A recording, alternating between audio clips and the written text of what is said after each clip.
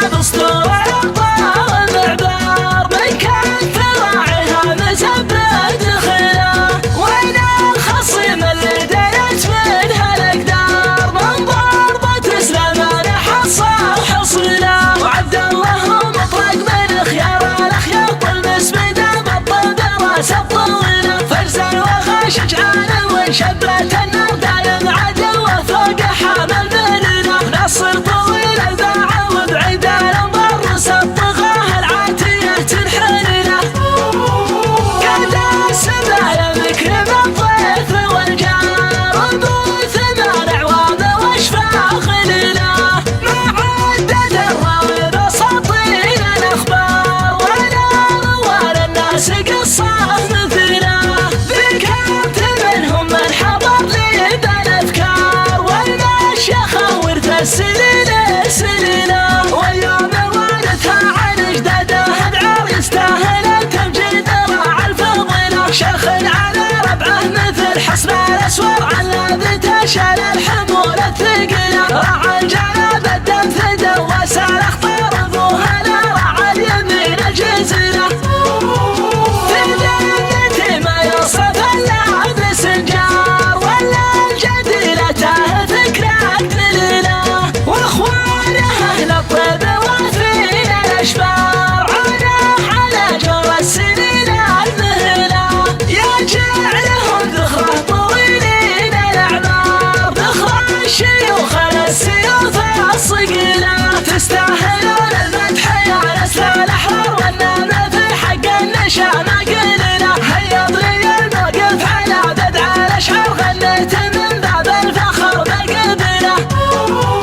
هيا اضري الموقف على بدع الاشعار، غنيت من باب الفخر بالقبله، زار الفكر من هاجس الشيء زوار، يشد فكري والفكر ينتحله، وقف بي الهاجس على باب الاشعار، غنيت من باب الفخر بالقبله، الاجابه والاجناب نعتبرها ذكرى تنزل وافخر والمدايح جلله،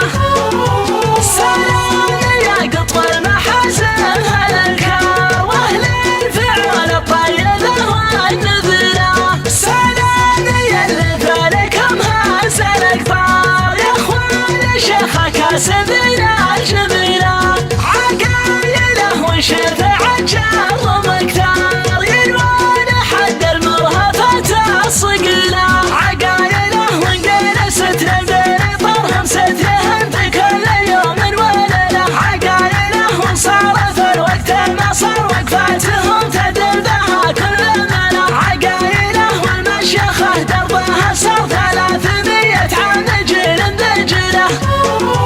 حضارهم في صفحه المجد تذكار، لليوم شجره مشيخه تظليله، لضيالها باسطور الابطال المعبر، من كثر راعيها مزبد خلا، وين الخصيم اللي دنت منها الاقدار، من ضربة سليمان حصل حصلا، وعبد الله مطلق من خيار الاخيار، طلمس بدم الطب راس الطويله، فرزا وغش جعان وانشبت النار، دايم عدل وفوق حامل بلنا، نصر طويل الباع وبعيد الانظار، سطغاه العاتيه تنحلنا، قد السبايا مكرم الضيف والجار، بوث مانع وامن واشفاق لنا، ما عدد الراوي بساطين الاخبار، ولا روال الناس قصه مثلنا، ذكرت حصريا على قناة بالافكار، والمشيخه ورث السنين سنينا، واليوم وارثها عن اجداده العار، يستاهل التمجيد راعى الفضيله، شيخ على ربعه مثل حصن الاسوار، الذي تشال الحمول الثقيله، راعى الجناب الدم فدا وسال اخطار ابوها، لا راعى اليمين الجزيره،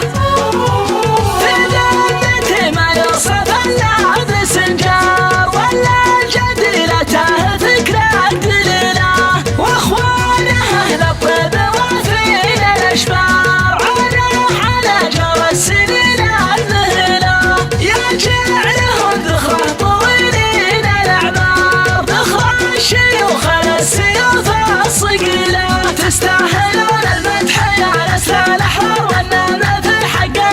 كان